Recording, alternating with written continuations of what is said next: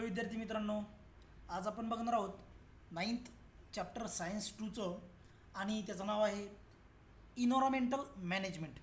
ठीक आहे. आता इन्व्हायरमेंटची बद्दल आपण थोडीशी माहिती घेतली होती मागच्या वेळेस. What is mean bye environment, त्यानंतर इकोसिस्टीम काय असतं, बरोबर. तर याच्यामध्ये आपल्याला तिचं मॅनेजमेंट म्हणजे आपल्यासाठी ते फेवरेबल कसं करून ठेवता येईल, त्याच्याबद्दल काही काळजी घेता येईल का, हे आपल्याला या चॅप्टरमध्ये शिकायचं आहे.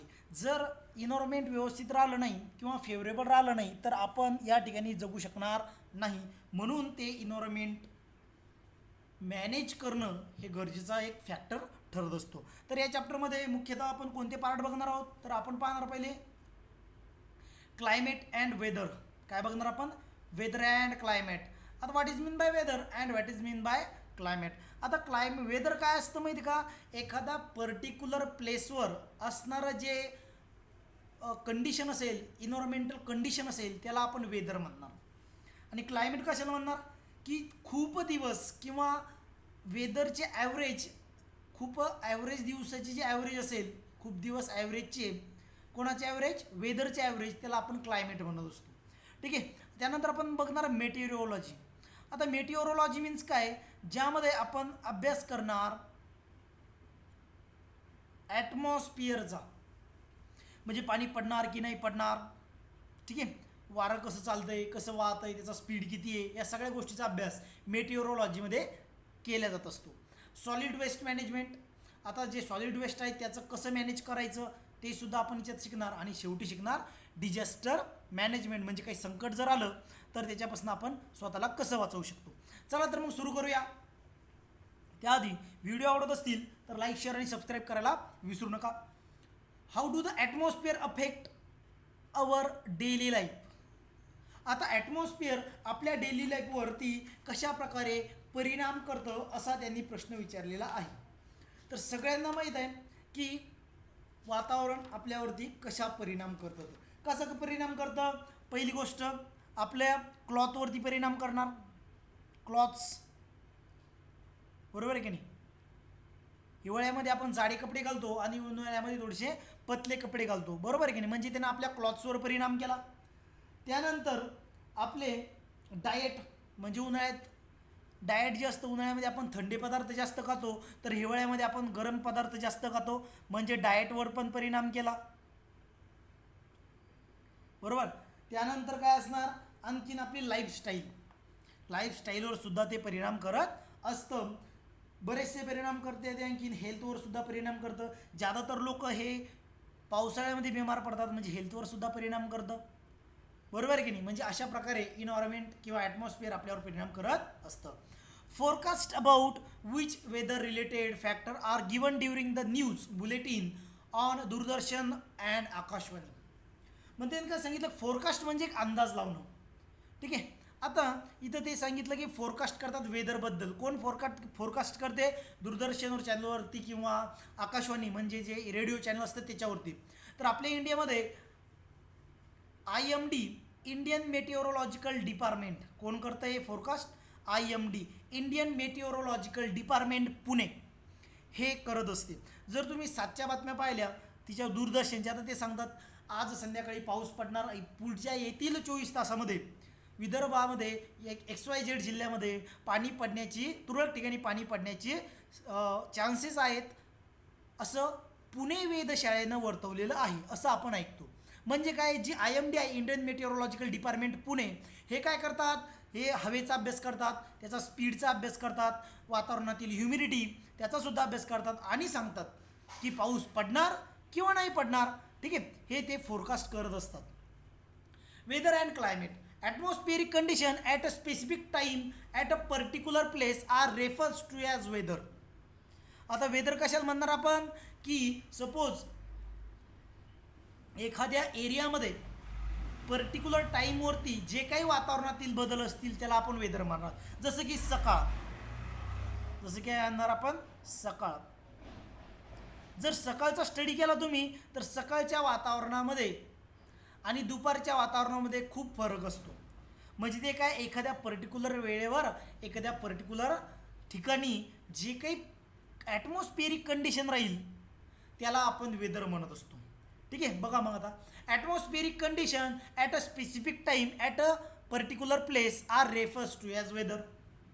म्हणजे एखादा पर्टिक्युलर प्लेस पकडायची तुम्हाला आणि तिथलची इन्व्हायरमेंटल कंडिशन किंवा ॲटमॉस्फिअरिक कंडिशन बघायची, त्याचा अभ्यास करणं म्हणजे वेदरचा अभ्यास करणं. Atmospheric condition depend upon variety of factor. आता ॲटमॉस्फिअरिक कंडिशन कशावर डिपेंड करणार? वातावरणातली ह्युमिडिटी, त्यानंतर हवेचा वेग, बरोबर आहे, हवेची दिशा, हे सगळं त्याच्यावर डिपेंड करत असतील. We frequently express our opinion about the weather by making statement like today it is too cold or it is very hot today. आता इट इज टू कोल्ड हे आपल्याला हिवाळ्यात ऐकायला मिळतं, तर इट इज हॉट टुडे हे आपल्याला उन्हाळ्यात ऐकायला मिळतं. बरोबर आहे की नाही? आपण तुलना कशीच करतो? मागच्या दिवसाची. कालच्यापेक्षा आज जरा थंडी जास्त आहे. म्हणजे आपण कशाबद्दल बोललो? त्या ठिकाणाबद्दल बोललो आणि त्या एका दिवसाबद्दल बोललो. म्हणजे आपण स्पेसिफिक टाईम म्हणजे एक दिवस आणि पर्टिक्युलर प्लेस ते ठिकाण ज्याच्याबद्दल आपण बोलत आहे. मुंबईमध्ये आज खूप पाऊस पडला किंवा मुंबईमध्ये आज खूप थंडी आली. म्हणजे आपण बोललो कोणाबद्दल? मुंबईबद्दल. बरोबर की नाही? पर्टिक्युलर प्लेसबद्दल. आणि आज means particular time, specific time, त्याला आपण वेदर म्हणणार आहे. ठीक आहे. Weather depends upon the prevailing condition of the air. मग मी तुम्हाला सांगितलं की हवेच्या कंडिशनवर सुद्धा वेदर डिपेंड करतं. Climate of a particular region in average daily reading of various weather related parameters record for several year. आता क्लायमेट म्हणजे काय? की मागच्या 10 वर्षामध्ये जे काही वातावरणात बदल घडले आहे त्याच्याबद्दल त्याचा ॲव्हरेज काढून समोरच्या वर्षी काय घडू शकतं हा अंदाज लावणं म्हणजे क्लायमेट फोरकास्ट करणं. बघा, पावसाळा सुरू व्हायच्या आधीच, जून महिना सुरू व्हायच्या आधीच उन्हाळ्यात सांगितलं जातं की या वर्षी पाऊस पडणार आहे का, कमी पडणार की जास्त पडणार. आता हे त्यांना का स्वप्न पडतात का की पाणी जास्त पडणार आहे का कमी पडणार आहे? तर मग ते काय करतात? जे मागच्या वर्षीचे 10-12 वर्षाचापासनं किंवा 100 वर्षापासनं कोणत्या कंडिशन आल्या होत्या आणि वातावरणात काय बदल झाला होता त्याच्यावरून जर सारखाच बदल त्यावर्षी दिसत असेल तर ते फोरकास्ट करतात, अंदाज लावतात की ह्या वर्षी वातावरण कसं राहील. ठीक आहे. याच्या वर्षी वातावरण कसं राहील ह्या सगळा अंदाज लावला जात असतो मागच्या काही वर्षाच्या ॲव्हरेजवरून. त्याला म्हणणार आपण क्लायमेट. ठीक आहे. Hence climate is a long term predominant condition of the atmosphere. म्हणजे क्लायमेटमध्ये आपण खूप वर्षाचा अभ्यास करतो आणि वेदरमध्ये कालचा, आजचा आणि उद्याचा 72 घंट्याचा अभ्यास करत असतात. 24 × 24, 24 × 2 = 48, 24 × 3 = 72. कालचा, आजचा आणि उद्याचा फक्त 72 घंट्याचा अभ्यास आपण कुठं करत असतो? वेदरमध्ये करत असतो. कुठं करत असतो? वेदरमध्ये 72 घंट्याचा अभ्यास आपण करत असतो. सांगा ना, बघता ना तुम्ही वातावरणात सांगतात ते संध्याकाळी 5 मिनिटात की समोर 72 घंट्यामध्ये सांगली, सातारा, बुलढाणा जिल्हा अतिवृष्टीचा इशारा, green zone, red zone, orange zone असं सांगतात काहीतरी. म्हणजे काय की त्यांनी त्या 72 घंट्याचा एक अंदाज लावून ठेवलेला आहे. म्हणजे काय अभ्यास केला त्यांनी? वेदरचा अभ्यास केलेला आहे. आणि त्यांनी जर सांगितलं की पुढच्या वर्षी असं असं होणार आहे तर मागच्या वर्षाचा काहीतरी अभ्यास करून, मागच्या काही वर्षाचा अभ्यास करून, तर ते असणार मग क्लायमेट. ते काय असणार? क्लायमेट असणार आहे. ठीक आहे. कळालं तुम्हाला वेदर आणि क्लायमेट काय आहे? तर बघा आता वेदर आणि क्लायमेटवरती कोणते फॅक्टर रिस्पॉन्सिबल आहेत किंवा अफेक्ट करतात. तर पहिला फॅक्टर आहे ॲटमॉस्फिअरिक प्रेशर. वातावरणीय दाबामध्ये काही जर फरक पडला, आता तिथं सांगते ती कधी ती बाई सांगते बातम्यामधली की बंगालच्या उपसागरावर कमी दाबाचा पट्टा निर्माण झाल्यामुळे सांगली, सातारा जिल्ह्यामध्ये अतिवृष्टीचा इशारा सांगते. म्हणजे कमी दाबाचा पट्टा म्हणजे ॲटमॉस्फिअरिक प्रेशर. तिथं काहीतरी घडलं असेल, कमी झालं असेल, त्याच्यावर ते परिणाम करणार. म्हणजे वेदरवर, काय क्लायमेटवर त्या ॲटमॉस्फिअरिक प्रेशरनं काय केलं? परिणाम केलेला आहे. लाईट हवर्स किती आहे, टेम्परेचर किती आहे, याच्यावरून सुद्धा आपण ठरवू शकतो. जर वातावरणातलं ह्युमिडिटी असली आणि टेम्परेचर जर वाढलं तर ह्युमिडिटी आपोआपच कमी होते. म्हणजे पाणी पडण्याचे जे चान्सेस असतात ते काय होतात? आपोआपच कमी होऊन जातात. त्यानंतर क्लाउड्स, तिसरा पार्ट आहे क्लाउड्स. आता क्लाउडचा पण अभ्यास केला जातो. तुम्ही मागच्या वर्षी किंवा 8व्या वर्गामध्ये क्लाउड्सबद्दल, ढगांबद्दल अभ्यास केला भूगोलमध्ये. बरोबर की नाही? खूप उंच ढग, मधले ढग, त्याच्या खालचे ढग, इतके किलोमीटरचा ढग, तितक्या किलोमीटरचा ढग, बरोबर आहे की. ढगांचा रंग, मग कोणत्या रंगाचे ढग असतील तर गाडी पडतील, कोणत्या रंगाचे ढग असेल तर पाणी पडेल, कोणत्या रंगाचे ढग असतील तर विजा पडतील. या सगळ्या गोष्टी तुम्ही 8व्या वर्गात भूगोलाच्या पुस्तकात शिकलेले आहात. म्हणजे ढगांचा सुद्धा अभ्यास केला जातो. त्यानंतर वातावरणातली ह्युमिडिटी, म्हणजे वातावरणात आर्द्रता किती आहे, त्या आर्द्रतेवरून सुद्धा पाणी पडणार किंवा नाही पडणार याचा अंदाज आपण सांगू शकतो. त्यानंतर रेनफॉल, सकाळी रेनफॉल होणार की संध्याकाळी होणार हे एक वेदर फोरकास्ट करत असते. रेनफॉलचा परिणाम सुद्धा त्याच्यावर होतो. त्यानंतर व्हिजिबिलिटी, व्हिजिबिलिटी म्हणजे व्हिजिबिलिटीचा जवळपास परिणाम आपल्याला विंटरमध्ये पाहायला मिळतात. व्हिजिबिलिटी म्हणजे काय की आपल्याला दूरचं दिसत नाही, दड पडणं म्हणतो आपण त्याला, धुकं पडणं म्हणतो त्याला आपण, बरोबर आहे की नाही. दूरचं आपल्याला व्यवस्थित दिसत नाही, व्हिजिबिलिटी म्हणजे दिसण्याची क्षमता कमी होते. त्यानंतर वातावरणाचं टेम्परेचर, बरोबर आहे की नाही. वातावरणाचं टेम्परेचरचा सुद्धा परिणाम होत असतो वेदर आणि क्लायमेटवरती. टेम्परेचर जर वाढलं तर पाणी पडण्याचे ज्या चान्सेस असतात ते कमी होत असतात, हे सगळ्यांना माहीत आहे. ठीक आहे. अशा प्रकारे आपण वेदर आणि क्लायमेट याच्याबद्दल थोडीशी माहिती इथे बघितली. आता यानंतर आपण पाहणार की चेंज इन वेदर, वेदरमध्ये चेंज झाला तर काय गडबड होते ते आपल्याला इथं बघायचं आहे. Climate does not change continuously. आता आपण सांगितलं की क्लायमेट किती वर्षापासून आहे की 10, 5 वर्ष, 100 वर्ष, 150 वर्ष, 200 वर्ष याच्यापासून जे ॲव्हरेज कंडिशन असणार त्याला आपण क्लायमेट म्हणणार आहे. म्हणजे क्लायमेट लवकर बदलणार नाही, पण वेदर नेहमी बदलतं. दर तासाला वेदर बदलत असते.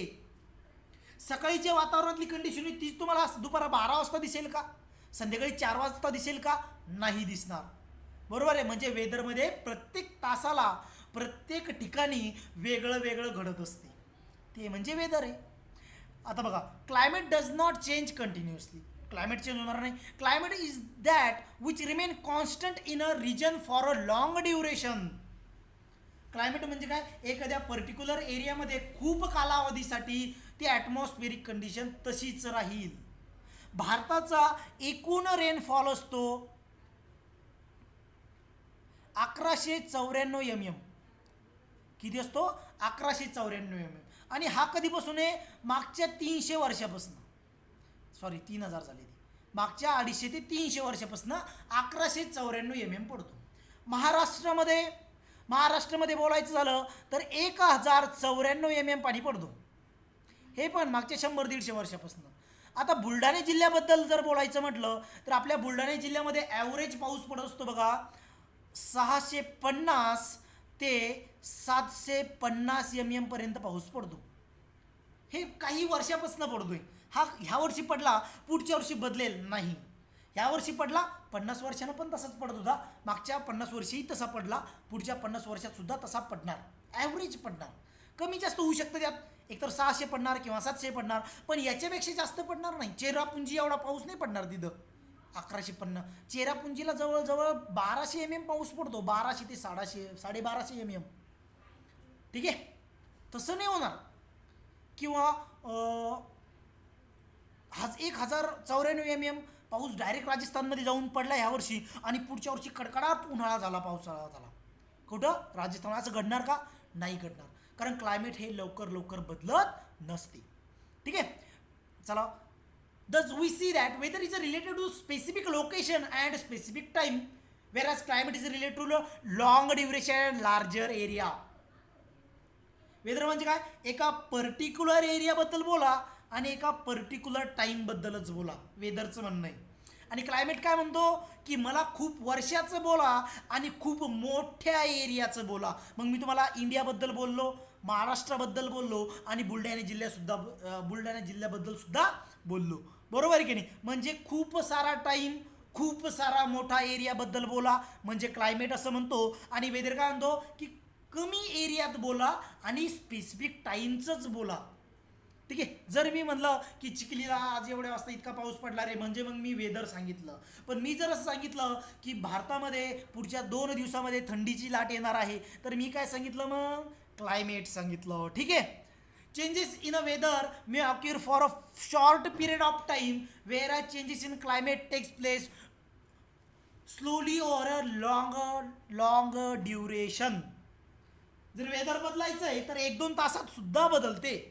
जसं की आपण सध्या पाहतो, एका दिवशी खूप सारा आभाळ येतो, खूप सारे ढग येतात आणि समोरच्या 2 घंट्यामध्ये पुन्हा आपल्याला सूर्य दिसायला लागतो. म्हणजे काय घडलं? वेदर बदललं. बरोबर आहे की नाही? पण जर क्लायमेटला बदलायचं असेल तर बरेच वर्ष लागतात, खूप लॉंग ड्युरेशन लागत असते. ठीक आहे. चला तर मग आता climate play very important role in our day to day life. कशा प्रकारे करतं ते आपण बघू. आता आपला देश म्हणजे भारत देश. बरोबर आहे. आपला देश म्हणजे काय? भारत देश. आता आपला जो देश आहे भारत, मस्तपैकी हा काय आहे? कृषी प्रधान देश आहे. कशावरून रे कृषी प्रधान? काय तर मग आपल्या देशात लय मोठे लोक काय करतात? शेती करतात. काहून करतात रे शेती लय मोठे लोक आपल्या देशामध्ये? कारण आपल्या देशाचं वातावरण तसं आहे. शेतीला पूरक असं वातावरण आपल्या देशाचं आहे. तुम्ही जर इस्रायलमध्ये गेले, इजिप्तमध्ये गेले तर तिथलचे लोक एवढी शेती नाही करत. का? कारण तिथलचं वातावरण तसं नाही आहे. आपल्या देशाचं वातावरण तसं आहे शेतीला पूरक, म्हणून आपण शेतीच करणार. जापानला जर गेलो आपण तर जापानचे लोक शेती नाही करत, तर ते टुरिझम करतात. टुरिझम माहिती आहे ना? दुसऱ्या देशातले लोक आपल्या देशात आणणं, ते आपला देश दाखवणं, आपलं वातावरण दाखवणं. कारण तिथं काय माहिती आहे का? तिथं टेकड्या, उंच टेकड्या, उंच सकल भाग जास्त आहे त्या ठिकाणी, म्हणून त्यांचा बिझनेस तो आहे. आपल्यामध्ये शेतीपूरक वातावरण असतं. वर्षातून आपण 2 सीझन घेतो, एक खरीप आणि एक रबी सीझन घेतो मस्तपैकी. आणि घेतलं कधी कधी तर उन्हाळी सीझन पण घेतो, पाण्याची व्यवस्था असेल तर. म्हणून आपल्या देशातले बरेच लोक काय करतात? शेतीवर अवलंबून आहे. एवढंच नाही, आपल्या देशामध्ये राज्याचं पण वातावरण वेगळं आहे, क्लायमेट वेगळं वेगळं आहे. आपल्या एरियामध्ये आपण सोयाबीनचं पीक पेरतो हो, पण तुम्ही जर तेच कोकणात गेले तर तिथं सोयाबीन पेरसाल का तुम्ही? नाही पेरू शकत. तिथं तुम्हाला तांदळच पेरावे लागतील. बरोबर की नाही? जर उत्तर प्रदेशमध्ये गेले तिथं तुम्ही सोयाबीन नाही पेरणार, तिथं तुम्हाला मका आणि ऊसच लावावा लागेल, कारण ते वातावरण त्याला पोषक आहे. जर तुम्ही मराठवाड्यात गेले, परभणी साईड, तर त्यावेळेस तुम्हाला तिथं गहू पेरून नाही जमणार, तुम्हाला ज्वारीचं पेरावे लागेल, कारण वातावरण तसं आहे तिथं. बरोबर आहे. म्हणजे वातावरणातली जी डायव्हर्सिटी आहे, या डायव्हर्सिटीमुळे सुद्धा आपल्या भारतामध्ये बऱ्याचशा पिकांना बरंचसं असं फेवरेबल वातावरण आहे आपल्या इथं. त्यामुळे आपल्या देशातील लोक जास्तीत जास्त काय करतात? शेती करतात. ठीक आहे, चला बघू. It influence our basic need like food, clothing, shelter as well as the our occupation. Occupation म्हणजे व्यवसाय. मग मी तुम्हाला सांगितलं, आपल्या राहण्याची पद्धत, आपल्या जेवणाची पद्धत, आपली क्लॉथिंग सिस्टीम म्हणजे कपडे घालण्याची पद्धत, हे वातावरणावर डिपेंड करते. जर तुम्ही हिमालयात गेले तर तुम्ही पतले कपडे घालून जाऊ शकता का, जे आपण नॉर्मली इथं आपल्या सध्या नॉर्मल कंडिशनमध्ये घालतो बुलढाणा जिल्ह्यात, हे तिथं घालू शकतो का आपण? नाही घालू शकत. कारण तिथं आपल्याला जाड कपडे घालावे लागतील, कारण थंडी खूप जास्त असते. आपण जे नॉर्मल फूड इथं खातो ते फूड तिथं खाऊन चालणार आहे का? नाही. तिथं आपल्याला गरमीवाला फूड खावं लागणार. शेल्टर पण वेगळ्या प्रकारचे आपल्याला तिथं ठेवावे लागतील. तीच कंडिशन आपण राजस्थानमध्ये गेलो तिथं पण तसंच राहणार. आपण हे नॉर्मल कपडे तिथे यूज नाही करू शकत. आपल्याला तिकडचे कपडे, एकदम पतल्या कपडा आपल्याला तिथे यूज करावा लागणार, कॉटनचा कपडा यूज करावा लागणार, कारण तिथं गरमी जास्त आहे. बरोबर आहे. आणि राहिली गोष्ट ऑक्युपेशनबद्दल बोललोच मी. वेगवेगळ्या ठिकाणी वेगवेगळं वातावरण असतं, तसं वेगवेगळे पिकंसुद्धा असतात. Climate is specially important for agrarian country like India. आता ॲग्रेरियन म्हणजे काय? कृषी प्रधान. बरोबर की नाही? ॲग्रेरियन म्हणजे काय? कृषी प्रधान. म्हणजे ज्या देशामध्ये बरेचसे लोक अजूनही त्याचा मेन व्यवसाय शेतीचा आहे. मागच्या काही दशकांमध्ये एक जनरल नॉलेज, मागच्या काही दशकांमध्ये आपल्या देशात शेतीकडे एक व्यवसाय म्हणून पाहायला जाऊ लागलं. त्याच्या आधी असं नव्हतं. शेतीला फक्त एक उपजीविकेचं साधन म्हणून पाहिलं जात होतं. म्हणजे फक्त जेवण खाण्यापुरतं झालं, चला झाली शेती. आता तसं नाही. शेतीतून पैसा मिळवला जातो आता. बरोबर आहे की नाही? वेगवेगळे पिकं घेतले जातात, शेतीतून पैसा मिळवला जातो. म्हणजे व्यावसायिकदृष्ट्या इम्पॉर्टंट आलेलं आहे शेतीला आता. ठीक आहे. Various climatic factors like direction of wind, temperature, atmospheric pressure, etc. are considered during construction of runway, seaport, huge bridge, skyscrapers. बघा अजून काय सांगितलं की ॲटमॉस्फिअरिक कंडिशनचा, टेम्परेचरचा अभ्यास केला जातो. जर तुम्हाला रस्ते बनवायचे आहेत, समुद्रमार्ग बनवायचे आहेत, मोठाले पूल बनवायचे आहेत, स्काय क्रॅपर्स बनवायचे म्हणजे जिथून तुम्ही लोकेट करणार ते ठिकाण बनवायचं आहे. आता तुम्हाला सांगतो मी, आपली पुण्याची वेधशाळा जी आहे MID, इंडियन मेट्रोलॉजिकल डिपार्टमेंट, हे पुण्याच्या बाहेर आहे. का बरं? पुण्यात कोणी ठेवलं त्यांनी? बाहेर का ठेवलं? उंच ठिकाणी ठेवतात का? कारण आपल्याला ते प्रदूषण तयार होतं शहराचं, त्या प्रदूषणाच्या पलीकडे आपल्याला सहज अभ्यास करता यावा वातावरणाचा, म्हणून हेच रिझन आहे. मोठाले ब्रिजचा अभ्यास करत असताना तिथलच्या जमिनीचा अभ्यास केला जातो, तिथल्या वातावरणाचा अभ्यास केला जातो.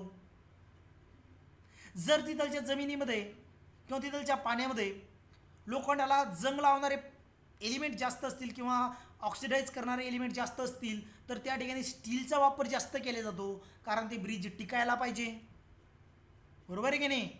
म्हणजे याचा अभ्यास करणं महत्त्वाचं आहे. आणि शेतीसाठी तर खूप इम्पॉर्टंट आहे. कधी कधी आपल्या बातम्यात सांगतात की समोर 24 तासामध्ये खतरनाक पाऊस पडणार आहे, तरी शेतकऱ्यांनी त्यांच्या ज्या सोयाबीनच्या सुड्या आहेत ते व्यवस्थित झाकून ठेवाव्या. असं सोयाबीनच्या सुड्या सांगत नाही ते, पण मी सांगतो. मग शेतकरी पळत पळत जातो, सोयाबीनची सुडी झाकून ठेवतो. म्हणजे फायदा झाला का नाही? झाला का नाही फायदा? जर ते माहीत झालं नसतं काय झालं असतं? पाणी पडलं असतं, सोयाबीनमध्ये पाणी घुसलं असतं. जे किनारपट्टीवर लोक राहतात त्यांना सांगतात समुद्रामध्ये पुढल्या 48 तासामध्ये सायक्लॉन्स म्हणजे वादळ येण्याची शक्यता आहे, त्यामुळे तुम्ही समुद्र किनारा काय करावा? खाली करावा, नाहीतर तुमच्या घरात पाणी घुसल. म्हणजे IMD महत्त्वाचं आहे की नाही? इंडियन मेट्रोलॉजिकल डिपार्टमेंट खूप महत्त्वाचं आहे, खूप महत्त्वाचं आहे. म्हणून तुम्हाला इथं इन्व्हायरमेंटल मॅनेजमेंट आणि त्या IMD बद्दल अभ्यास दिलेला आहे. ते काय टाइमपास म्हणून नाही दिलेलं तुम्हाला. चला तर मग आता इथे एक प्रश्न दिलेला आहे त्यांनी, त्या प्रश्नाबद्दल आपण थोडंसं काय करू? ऑब्झर्व करू, वाचू आणि त्याला डिस्कस करू. यूज युअर ब्रेन पॉवर असेल तर वापरा, नसेल तर जाऊ द्या. Which factor affected favourably or unfavourably by climate? What must we do to minimise this effect? मग त्यांनी सांगितलं काही फेवरेबल कंडिशन आणि काही अनफेवरेबल कंडिशन सांगा, ज्या की इन्व्हायरमेंट आपल्यावर करत असते. तर फेवरेबल कंडिशन कशा आहे? जर ज्यावेळेस इन्व्हायरमेंट चांगला आहे त्यावेळेस तुमचे, ज्या वर्षी इन्व्हायरमेंट चांगला आहे, पाऊस चांगला असेल, शेती चांगली पिकते, शेती चांगली पिकली पैसा मिळतो, त्यानंतर लोकांचं राहणीमान उंचावते, त्यानंतर आपल्याकडे पैसा असल्यामुळे आपण काय करतो? जनरली विकास साधू शकतो स्वतःचा पण आणि देशाचा सुद्धा. जर ड्राऊट पडला किंवा दुष्काळ जर पडला तर प्रॉब्लेम काय होतो? देशाचा विकास घसरतो. जसं की आता तुम्हाला माहिती आहे करोना कंडिशनमुळे हे एक इन्व्हायरमेंटलचा प्रॉब्लेम आहे हा, बरोबर? नेचरनंच दिलं ना हा. मग यानं काय केलं? 6-8 महिने आपण आपल्या घरी बसून ठेवलं, देशाची इकॉनॉमी ढासळी ढासळली, बरोबर आहे की नाही? मग अशा परिणाम ॲडवर्स कंडिशन आपल्यावर इन्व्हायरमेंट करू शकतं. त्यानंतर आपला फूड सप्लाय, जर ड्राऊट पडला, दुष्काळ पडला तर फूड सप्लायवर प्रॉब्लेम येतात. फूड सप्लाय म्हणजे अन्न पुरवठा विभाग जो आहे देशाचा त्याच्यावरती ताण येतो आणि अन्न पुरवठा व्यवस्थित होऊ शकत नाही. आणखीन काय सांगता येईल आपल्याला? हेल्थ आणि वॉटर अवेलेबिलिटी, हेल्थवर सुद्धा परिणाम होणार आहे. जर खतरनाक पाणी पडला, खूप पाणी पडला, आपल्या पिण्याच्या पाण्यामध्ये ते गटारातलं पाणी जाऊन मिसळलं तर आपण हेल्दी राहू शकतो का? नाही राहू शकतो. आपण बिमार पडणार त्यावेळेस, 100% बिमार पडला. म्हणजे हेल्थवर परिणाम झाला की राहिला? 100% झाला. आणखीन नॅचरल कॅलॅमिटीज, जसं की अर्थक्वेक असेल, अर्थक्वेक जर आला तर त्या एरियातले लोक राहू शकतात का तिथं? त्यांच्या लाईफवर परिणाम होतो की नाही? 100% होतो. आता मग त्यांनी सांगितलं की ते मिनिमाइज करायचं. एक लक्षात ठेवा, इन्व्हायरमेंटला आपण कधीच कंट्रोल करू शकत नाही. नेचरला आपण कंट्रोल नाही करू शकत, पण त्याचे अफेक्ट मिनिमाइज नक्कीच करू शकतो. जर तुम्हाला माहिती की तुमच्या शहरामध्ये पुढच्या 12 तासात भूकंप येणार आहे तर तुम्ही ते शहर सोडून पळून जासाल, बरोबर की नाही?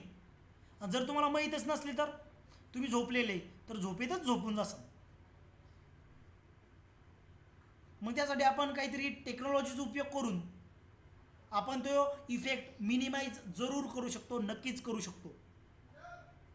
जसं की आता पावसाळा कधी कधी अनरेग्युलर असतो, पाऊस पडत नाही, प्रॉब्लेम येतात, वातावरणात पोल्युशन वाढतं, त्याचा प्रॉब्लेम होतात, हेल्थवर प्रॉब्लेम होतात. मग त्यावेळेस आपल्याला मिनिमाइज करण्यासाठी काय करावं लागणार? फक्त आपल्याला झाडं लावायची गरज आहे. तुम्ही झाडं लावा, तुमचे बरेचसे प्रॉब्लेम कमी होतात. आता मागं ते हे आलं होतं, ग्रॉस ऑफर्स आले होते, शेतकऱ्यांचं बरंच नुकसान केलं त्यांनी. मग तुम्ही म्हणसान सर झाडांचा आणि ग्रॉस ऑफरचा काय रिलेशन, एक्सप्लेन करू शकतो आपण. खूप सारे ग्रॉस ऑफर आले, झाडांची संख्या कमी झाली. जर झाडं खूप सारे असते तर पक्षीसुद्धा खूप सारे असते, कारण झाडांनी पोल्युशन कमी केलं असतं. आणि पक्षी खूप सारे असते तर त्यांनी त्या ग्रॉस ऑफरला कंट्रोल केलं असतं, ग्रॉस ऑफरला खाल्लं असतं. इनडायरेक्टली ग्रॉस ऑफर कंट्रोल झाले असते का नाही. म्हणजे बायोडायव्हर्सिटी जर आपण टिकवली तरच आपण या ठिकाणी टिकू शकतो, नाहीतर आपण टिकू शकत नाही. आणि या पृथ्वीवर असा एकमेव प्राणी आहे ह्युमॅन की तोच डायव्हर्सिटीमध्ये इम्प्रूव्हमेंट करू शकतो, झाडं लावू शकतो, त्याला वाचवू शकतो. बाकीचे प्राणी नाही करू शकत एवढं. पण सगळ्यात जास्त उन्हाळा पण आपणच करतो इन्व्हायरमेंटचं, सगळ्यांना माहिती आहे. आपण जे पुस्तक वाचतो हे सुद्धा एक झाड तोडूनच बनते, बरोबर आहे. चला ठीक आहे, हा प्रश्न इथे संपला. आजचा जो पार्ट आहे इथं आपण थांबूया, बाकीचा पार्ट आपण उद्या बघू. Okay, bye.